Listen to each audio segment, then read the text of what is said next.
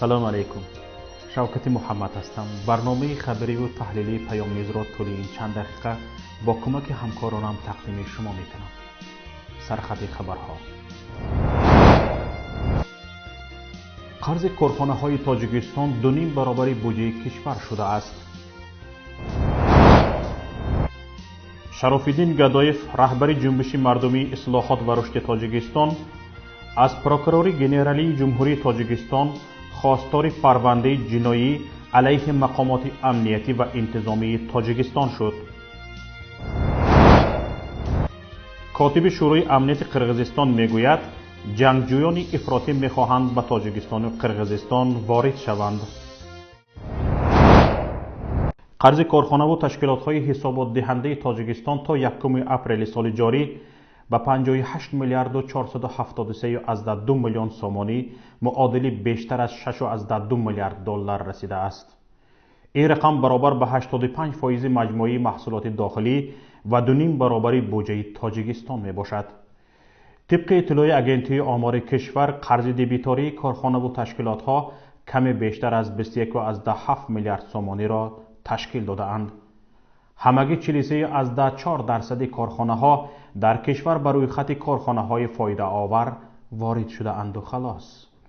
در همین دوره سال گذشته این نشان دهنده به 48.9% از شمار عمومی کارخانه و تشکیلات های حسابات دهنده برابر بود. حجم درآمد این کارخانه ها نسبت به همین دوره سال قبل 131.2 میلیون سومانی افزایش یافته است. طبق آمار، کارخانه و تشکیلات‌های ضررآور 33.9% از شمار عمومی را تشکیل می‌دهند.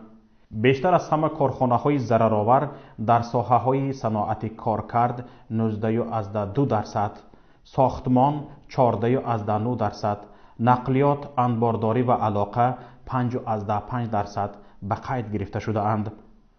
موجود صاحب نظر و کارشناس امور اقتصادی به پیام گفت از این ارقام پیشنهاد نموده اگنتی آمار کشور برمی آید که امروز در تاجیکستان کارخانه وجود ندارد که به نفع تاجیکستان و مردم فعالیت برد.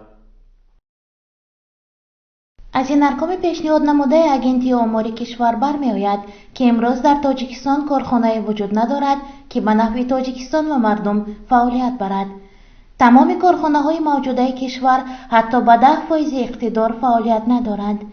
بعضی کارخانه ها پر را مفلس گشتند و به نامش وجود داشته حسابات بر دروغ پیشنهاد می کنند و قرضداری کارخانه ها هم از این حساب است که برای مزد معاش، فوند نفقه، خدمت رسانی کمونالی، پول آب و برق و پرداخت انداز مبلغ قرض می گیرند و چون استحصالات ندارند قرض را پرداخت کردن نمی توانند.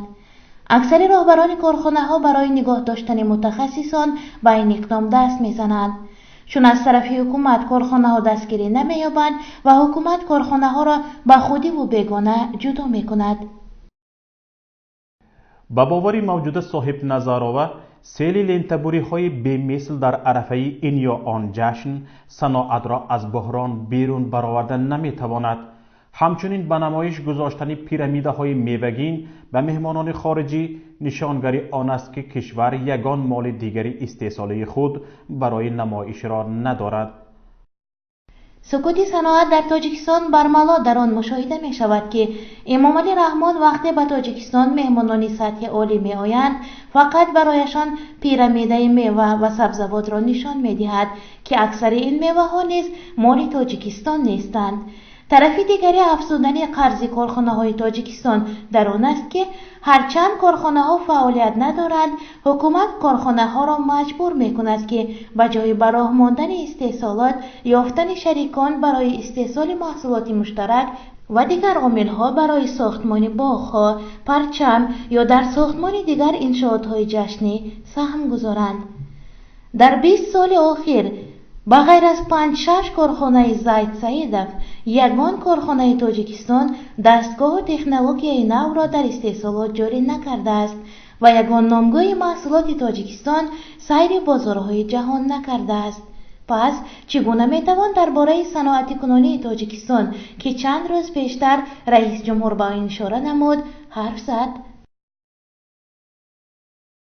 همینطور شماری کارخانه‌هایی که در تاجیکستان دست از فعالیت کشیده از استحصالات بازمانده اند روز به روز افزوده شماره کارخانه‌های اندازه‌سپارنده بیش از پیش می افزاید که باعث نگرانی عمیق، نشانگری ناعهده‌برایی و سیاست نادرست حکومت تاجیکستان در مسائل اقتصادی باقی میماند. شرف الدین گدایف رهبر جنبش مردمی اصلاحات و رشد تاجیکستان عضو شورای عالی پیمان ملی تاجیکستان با ارسال عریضه به رحمان یوسف احمدزاده پرکرور گنرالی جمهوری تاجیکستان خواستار تشکیل پرونده جنایی برای شماره از مقامات امنیتی و انتظامی تاجیکستان شد.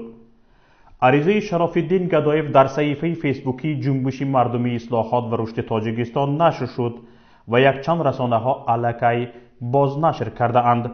همچنین خود شرف الدین گدایف شخصا عریضه‌اش را به سفارت تاجیکستان در بریوسل برده سپاریده رفت سپاریدن عریضه‌اش را به نوار گرفته است.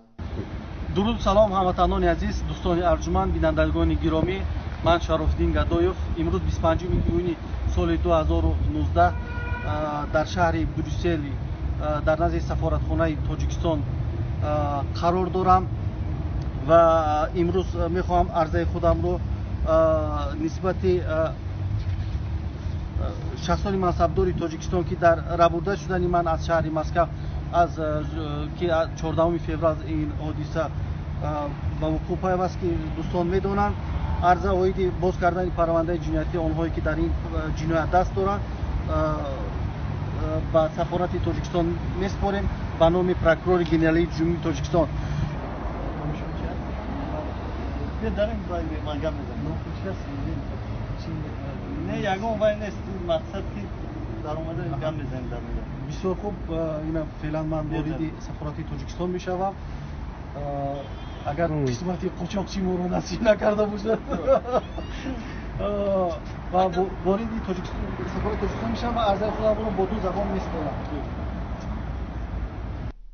در عریضه شرف الدین گدایف از پرکراتور گنرالی جمهوری تاجیکستان تقاضا میکند که به قضیه از جانب کارمندان امنیتی تاجیکستان با راه دزدی برده شدنش به تاجیکستان و شکنجه شدنش رسیدگی کند. گدایف در قضیه ربوده شدنش از مسکو یک قطار کارمندان مقامات امنیتی و انتظامی تاجیکستان را از جمله دیرکتور گنرالی شرکت هواپیمایی تاجیکستان سامان ایر را گناهکار می‌داند. حالا در خط علاقه با ما شرف الدین گدایف هستند.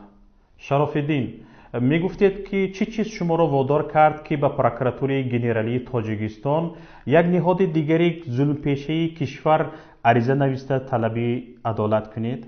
نوبسته از آنه که مقامات قدرتی پرکراتور همچون یک مقامات ظلم پیشه البته دانسته می شود و تمامی مقامات قدرتی تاجیکستان همش ظلم پیشه هستند، ولی در دایره چارچوبه قانون‌های تاجیکستان ما عمل میکنیم و خواستار پرونده جنایتی نسبت این گنرال ها و نسبت آنهایی که نسبت من جنایت صادر کردند و مرا غیر قانونی از مسکو به تاجیکستان آوردند و مرا دزدیدند و باید که آنها نسبت آنها پرونده جنایتی باز کرده شود. اگر که امروز هم پرونده جنایتی نسبت آنها باز نشود، فردا یا پس فردا این عرضه من دوباره برداشته می شود و مسئله باز کردن پرونده جنایتی اثر نو دیده می شود و باید که ما مرحله های دیگر را باید پشت سر کنیم. نوبسته از آنه که پرکراتور گنرالی تاجیکستان پرونده باز میکند نمیکند، ولی ما مرحله های قانونی و مرحله هایی که قانون برای ما گفته است و با این مرحله ها را باید پشت سر کنیم و در دایره آن طلبات های قانونی که مقررات قانون که معین کرده است ما در دایره آن فعالیت میبریم. تا چه حد میسازد امید برد که این عریضه شما عادلانه بررسی می شود و جنایتکاران به جوابگری کشیده می شوند؟ آیا یک چنین کار در تاجیکستان امکانیت دارد؟ آن هم باشد به خاطر عریضه یک مخالف سیاسی حکومت؟ بسیار مشکل است گفت که نسبت این گنرال ها پرونده جنایتی باز کرده می شود و چون اینا هم در هم دستگی این جنایت ها رو صادر می کنند و هم در دایره یک низом фаъолият мебаранд ва ин имкон надорад ва фикр мекунам ки онҳо ин корро ҳеҷ гоҳ намекунанд, вале он талаботҳои қонун барои ҳама барои шаҳрвандон муайян шудагӣ аст. мо тибқи талаботҳои қонун фаъолият мекунем ва тибқи талаботҳои қонун амал мекунем ва мо мебинем ки прокуратураи генералии Тоҷикистон то куҷо побанди қонун аст ва ниҳоде ки бояд ки барои дақиқ ва хеле қонунҳо дар Тоҷикистон фаъолият барад ва мебинем ки то куҷо ин ниҳод як бори дигар мо гарчанде ки медонем ки ин ниҳод ҳеҷ барои риояи дақиқ ва хеле қонун фаъолият намебарад ва ҳама ниҳодҳое ки дар Тоҷикистон ҳастанд онҳо ҳамчун як дастгоҳи амалигардонии орзуҳо ва ҳамон хоҳишҳои хонавода ва наздикони Эмомалӣ Раҳмонов қарор гирифтагӣ ҳастанд.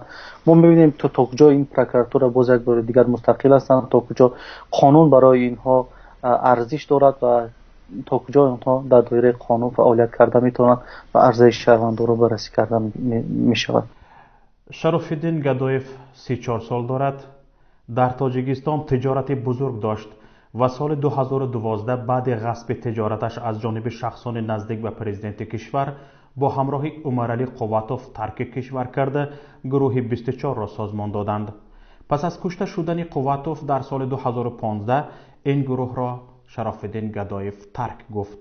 ҳоло раҳбари созмони ислоҳот ва рушди Тоҷикистон аст. ин созмон яке аз қаноти эътилофи паймони миллии Тоҷикистон мебошад.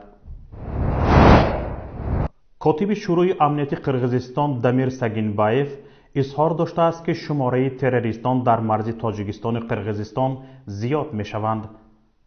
Дамир Сагинбаев дар форумони зидди террористии кишварҳои иттиҳоди иқтисодии Авроосиё гуфт ки ташкилотҳои террористии байналмилалӣ нақша доранд ки ба кишварҳои Осиёи марказӣ ворид шаванд. ташкилотҳои террористии байналмилалӣ, шӯрои ҷиҳоди исломӣ, ҷамоати тавҳид ва ҷиҳод, ҳаракати исломии Узбекистон ки дорои захираҳои моддиву низомӣ мебошанд, нақшаи воридшавӣ ба кишварҳои Осиёи марказиро мекашанд. шумораи террористон дар марзи Тоҷикистону Афғонистон низ бештар мешаванд. ба бовари котиби шӯрои амнияти Қирғизистон Дамир Сагинбаев, минтақаи Авроосиё доим зери ҳадафи гурӯҳҳои экстремистӣ қарор дорад ва ҷангиён кӯшиш доранд ки бо ҳуҷҷатҳои қалбакӣ аз Сурия ба Қирғизистон баргарданд. бинобар иттилои расмӣ дар сафи гурӯҳҳои террористӣ бештар аз 500 шаҳрванди Қирғизистон ва зиёда аз 1500 шаҳрвандони Тоҷикистон ҷангидаанд. ниҳодҳои амниятии кишварҳои Осиёи миёнагӣ тахмин мезананд ки пас аз шикасти гурӯҳи ҷангҷӯи давлати исломӣ дар минтақаҳои Сурияву Ироқ, ҷангандаҳое ки кушта нашудаанд бо ҳар роҳе мехоҳанд ба кишварҳояшон баргарданд ва фаъолияти террористияшонро идома диҳанд. аммо коршиноси масоили амниятӣ Бобоҷон Шафе ба паём гуфт ки аслан ба ин гуна гузоришҳо бовар надорад. акнун мухтасар аз хабару рӯйдодҳои кишварҳои ҳамсоя ва ҷаҳон ҳамкорони мо ба шумо гузориш медиҳанд.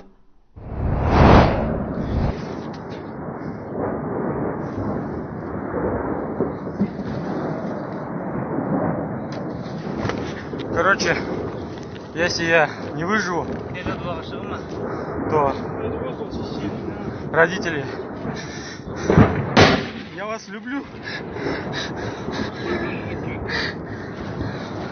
бар асари таркиш дар анбори муҳимоти ҷангӣ дар шаҳри Ариси вилояти Туркманистони Қазоқистон 10 нафар захмӣ шуданд.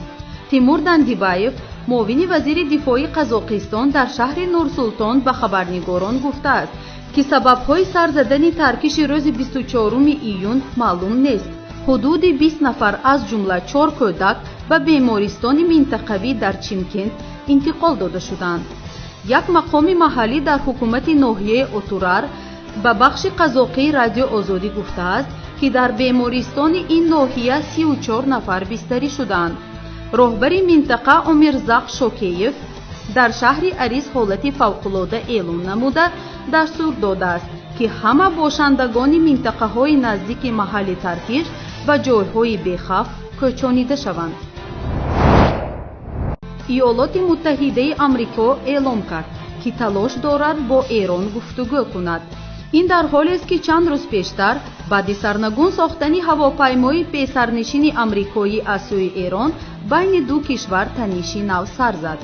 Дональд Трамп, президенти Иёлоти Муттаҳидаи Амрико, гуфт барои гуфтугӯ ҳеҷ қайду шарте пеш нагузоштаанд. аммо дар мусоҳиба бо телевизиони NBS News вай афзуд умедвор аст ки дар муколама мавзӯи барномаи ҳастаӣ баррасӣ мешавад.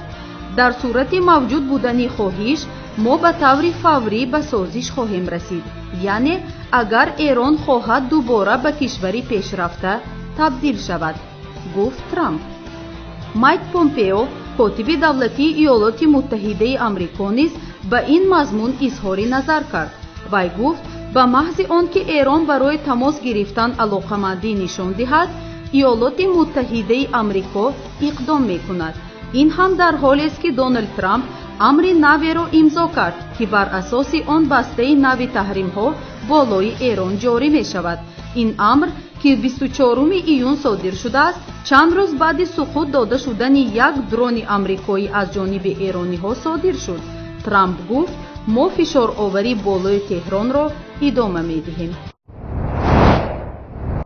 додситони кулли Швейтсария 24 июн хабар дод ки $133 миллион аз суратҳисоби Гулнора Каримова, духтари президенти пешини Ӯзбекистон Ислом Каримов мусодирашударо ба Ӯзбекистон таслим мекунад. додситонии федералии Швейтсария дар доираи парвандаи ҷиноие ки соли 2012 боз карда буд, наздики $784 миллион Гулнора Каримоваро ба ҳабс гирифт. дар ибтидо ҳукумати Ислом Каримов ҳам талош карда буд ки ин маблағро ба Ӯзбекистон баргардонад. дар ҳоли ҳозир Гулнора Каримова дар зиндони Зангиотаи Ӯзбекистон адои ҳукм мекунад. вай ахиран аз президент Шавкат Мирзиёев дархости афв карда буд. мақомоти Мянмор дастрасии бештар аз 1 миллион сокини аёлати Роҳингёро ба интернет маҳдуд карданд.